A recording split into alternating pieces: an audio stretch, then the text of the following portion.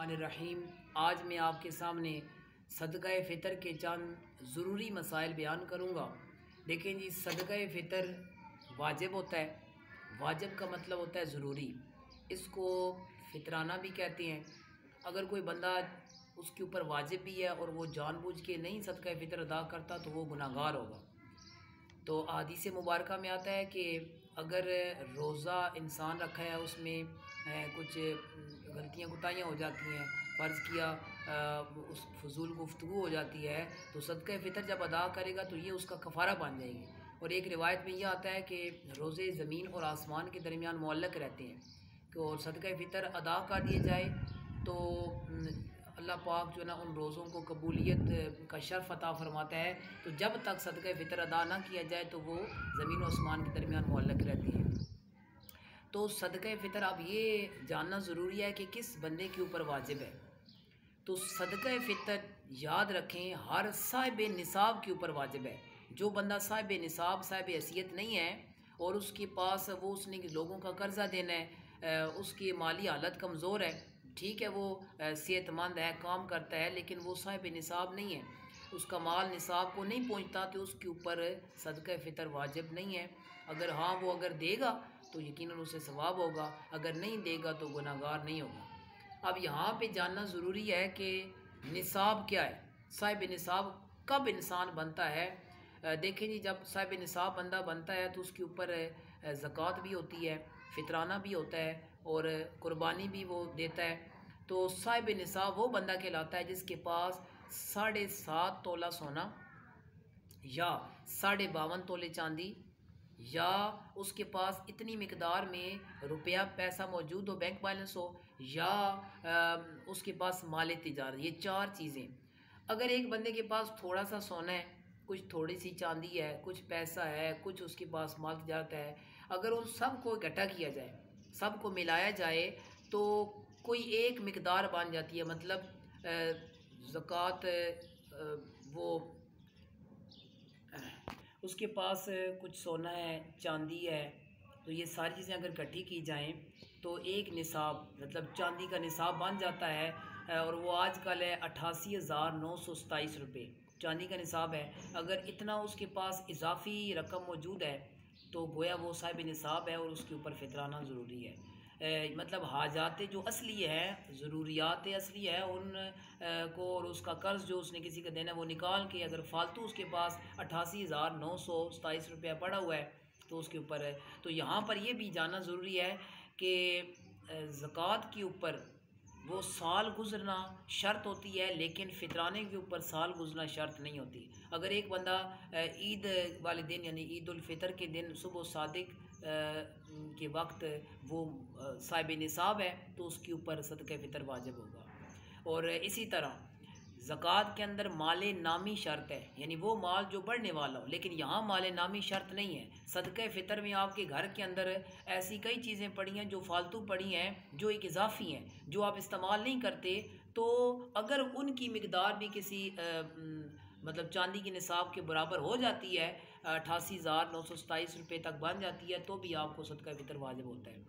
तो इस तरह इसलिए घर के अंदर बहुत सी चीज़ें हैं वो हम इस्तेमाल नहीं करते, इसलिए इसे ज़रूरत है कि उन सारी चीज़ों को इंसान अपने इस्तेमाल में लाया करे।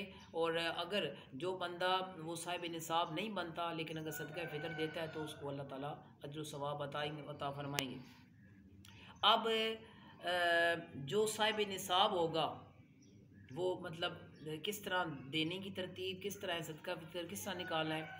जो साहिब निसाब बंदा बनेगा से पता होगा कि मैं अल्लाह पाक ने मुझे माल दिया है और मैं इसमें से फ़ितराना मुझके ऊपर वाजिब आता है। अब वो करेगा ये कि वो अपनी तरफ से देगा, अपने नाबालग बच्चों की तरफ से देगा, बालग बच्चों की तरफ से उसके ऊपर वाजिब नहीं है। और अगर वो मतलब और उसकी जो बीवी है, उसकी ज़ौजा, वो उसकी तरफ से भी उसके ऊपर वाजिब नहीं है।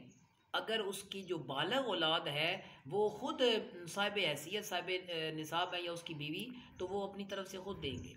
लेकिन हमारे चूँकि मुआशरे के अंदर ऐसा होता है कि एक जो घर का सरबराह होता है वो अपनी तरफ से अपने बीवी बच्चों सब की तरफ से वो देता है, तो ऐसे भी अगर कर दे तो ठीक है। लेकिन यहाँ बात हो रही है कि किसके ऊपर वाजिब और इसके ऊपर वाजिब नहीं है। बंदे के अपने और उसकी नाबालग, जो बालग अभी औलाद नहीं है, उसकी तरफ से वाजिब है। जो बालग औलाद हो गई है वो उस बालग औलाद की तरफ से तो उसके ऊपर वाजिब ही नहीं है, ना उस बालग औलाद के ऊपर वाजिब है, क्योंकि वो खुद तो साहिब निसाब नहीं है। अगर वो खुद साहिब निसाब होंगे तो वो अपना फितराना खुद देंगे। इसी तरह अगर कोई बंदा मर्द है वो अपनी बीवी की तरफ से नहीं देना चाहता, तो अगर बीवी के ऊपर वाजिब नहीं है, लेकिन अगर बीवी साहिब निसाब है तो वो अपनी तरफ से खुद देगी। अब यहाँ पे एक चीज़ है कि इसी तरह इंसान की अगर उस वालिद फौत हो गया है, एक बंदे का बच्चे का, नाबालिग बच्चे का वालिद नहीं है, तो जो दादा होगा वो वालिद के कायम मकाम होगा। अब दादा ने अपने जो है ना वो पोतों की तरफ से देनी है। अगर दादा भी फौत हो गया है, वालिद भी फौत हो गया है, तो वालदा उसकी तरफ से वाजिब नहीं है। वालदा या बेवा अपने बच्चों की तरफ से अगर ना देगी तो गुनाहगार नहीं होगी, लेकिन अगर देगी तो यकीनन वो अल्लाह की तलब उसे अजर अता फरमाएंगे। अब ये कितनी मिकदार है देखें जी। गंदम का आटा या गंदम ये निसफ सा, या यूँ करेंगे 2 किलो 50 ग्राम जो बनती है, ये गंदम दे दें या उसकी कीमत अदा कर लें। तो यहाँ पर कितनी मिकदार में ये बनता है देखें जी। गंदम के अतबार से अलग बनता है, अगर मज़ीद वो करना चाहे तो खजूर के अतबार से, किशमिश के अतबार, जिस हिसाब से वो अपनी हैसियत के मुताबिक वो दे सकता है। तो यहाँ तक भी बाज़ हर इलाके में गंदम का रेट अलग होता है। किसी जगह ये कहा गया है कि 130 रुपये बनती हैं अदना, और आला 170 रुपया बनता है। किसी जगह ये कहा गया है कि 150 रुपया गंदम का हिसाब बनता है। अमूमन ये जो इलाके हैं जेलम और सरायलंगिर और इसके मज़ाफ़ात के, यहाँ पर 170 रुपये का बताया गया है मसाजिद के अंदर जो ऐलान हुआ है। तो हर इलाके में गंदम के रेट के अतबार से ये तय होगा, और हर बंदा अपनी हैसियत के मुताबिक, अगर खजूरों का एतबार किया जाए तो खजूरें 3.5 किलो, अब 3.5 किलो का जो रेट बनता है उसके मुताबिक अगर कोई बंदा अल्लाह पाक उसने वो माल दिया हुआ है, अगर वो चाहता है तो फिर वो खजूर है जो 3,000 रुपये किलो वो अजवा, तो वो करना चाहे तो वो भी, तो जिस हिसाब से कोई करना चाहे तो अल्लाह ताला ने उसे मज़ीद मतलब जितना आप ज़्यादा उसके अंदर करेंगे तो इतना अल्लाह पाक मज़ीद अजर अता फरमाएगा। आप देखें जी कब ज़रूरी होता है, तो ये जानना ज़रूरी है कि ईद उल फितर से पहले सदका फ़ितर देना ये बेहतर है। तो कोशिश करें ईद उल फितर से पहले, ताकि जो गरीब लोग हैं वो भी ईद की खुशियों में शामिल हो सकें। और अगर कोई बंदा रमज़ान के शुरू में या दरमियान में दे देता है तो उसका भी हो जाता है। और अगर एक बंदा ईद की नमाज़ पढ़ने आ जाता है और उसने सदका फ़ितर नहीं दिया और उसके ऊपर वाजिब भी था, अब ज़िंदगी में जब भी वो सदका फ़ितर देगा उसकी तरफ से अदा हो जाएगा। अब ये नहीं है कि भाई ईद अब गुजर गई है, अब सदका फ़ितर नहीं दिया लिहाजा वो ख़त्म हो गया, ना, जब भी वो देगा उसका अदा हो जाएगा। अब तो रोज़ा, यहाँ पे एक ज़रूरी मसला ये भी हम ज़हन नशीन करें कि इसके लिए रोज़ा रखना शर्त नहीं है। जैसा कि हमारे माशरे में बाज़ दफ़ा ये बड़ी मतलब गलत सोच जाती है कि जनाब एक बंदे ने वो सुबह हमने रोज़ा रखना है लिहाजा इसलिए हम तरावी पढ़े, अगर रोज़ा नहीं रखना तो तरावी। इसमें भी यही होता है कि जनाब मैंने चूँकि रोज़े नहीं रखे तो मैं जनाब सदका फ़ितर नहीं देना। ऐसी बात नहीं है। जिस बंदे ने रमज़ान के 30 रोज़े पूरे नहीं रखे, मतलब वो बीमार है या कोई और मजबूरी है, वो रोज़े नहीं रख सका और वो लेकिन उसके ऊपर सदका फ़ितर फिर भी वाजिब होगा अगर वो साहिब निसाब या साहिब हैसियत है। और मसारफ़े कौन से हैं इसके मसारफ़, तो मसारफ़े सदका फ़ितर वही हैं जो मसारफ़े ज़कात है। सूरह तौबा के अंदर 8 जो मसारफ़ हैं तो उनमें से जो मुस्तहिक है, लेकिन इसके अंदर भी तमलीक शर्त है।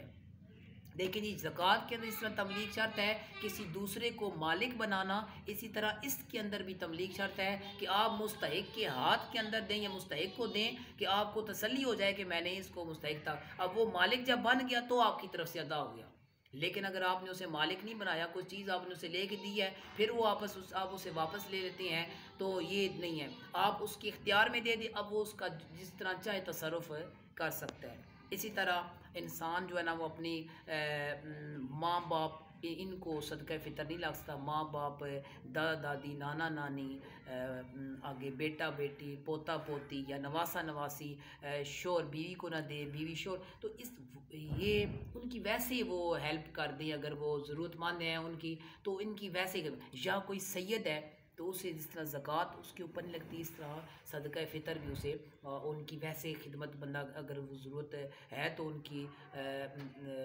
वैसे खिदमत वो बहुत ज़्यादा सवाब, अजर सवाब मिलता है। तो लेकिन यहाँ पे एक याद रखें, सदका फ़ितर अगर कोई किसी का बहन या भाई या चाचा मामा रिश्तेदार, मतलब जो कराबतदार हैं, करीबी रिश्तेदार हैं, अगर वो मुस्तहिक है, उसका भाई है या बहन है, वो ज़रूरतमंद है, तो उनको वो सदका फ़ितर लग सकता है, उनको ज़कात भी, अपने बहन भाइयों को ज़कात दी। अब इसके अंदर जी देखें दोहरा सवाब मिलता है, एक तो सवाब मिलेगा उसे सदका फ़ितर देने का, और दूसरा उसे सवाब मिलेगा सिला रहमी का। और आपको पता है सिला रहमी वो चीज़ है कि जो बंदा अपने अल्लाह की रज़ा के लिए अपने जो रिश्तेदारों के ऊपर ख़र्च करता है, बहन भाइयों के ऊपर ख़र्च करता है, वालिदैन के, अपने बीवी बच्चों के ऊपर ख़र्च करता है, तो अल्लाह पाक उसका रिज़्क़ भी बढ़ाते हैं और उसकी उम्र के अंदर भी अल्लाह बरकत देता है। तो बहरहाल जो सदका फ़ितर है वो बहन भाई और बाकी जो कराबतदार हैं उनके ऊपर आप इस्तेमाल कर सकते हैं, लेकिन वो जो आपके ज़ेरे मतलब वो बंदे जो मतलब जिस तरह वालिदैन हैं, आप उनकी वैसी खिदमत करें, दादा दादी, नाना नानी, बेटा बेटी, पोता पोती, तो इनको आप दे नहीं, आपने यानी इनको दिया तो वो सदका फ़ितर वाजिबा अदा ना होगा। लिहाजा ये सदका फ़ितर बहुत ही एक अच्छा अमल, अगर हर साहिब निसाब देखें जी, अल्हम्दुलिल्लाह सुम अल्हम्दुलिल्लाह हमारे पाकिस्तान के अंदर बहुत से साहिब सरबत लोग मौजूद हैं, साहिब हैसियत, अगर हम सही तरीके से अपनी ज़कात और सदकात वाजिबा अगर इंसाफ पर मबनी उसूलों के मुताबिक हम अब निकालें, तो अल्हम्दुलिल्लाह हमारे माशरे के अंदर जो है ना वो गुर्बत काफ़ी हद तक ख़त्म हो जाएगी। तो इसके लिए ज़रूरी है कि जो बंदा सदका फ़ितर देने का अहल है तो वो सदका फ़ितर अदा करे। अल्लाह पाक हमें कुरान और सुन्नत के मुताबिक ये चांद रोज़ ज़िंदगी गुजारने की तौफ़ीक़ अता फ़रमाए। वमा अलैया इल्लल बलाग।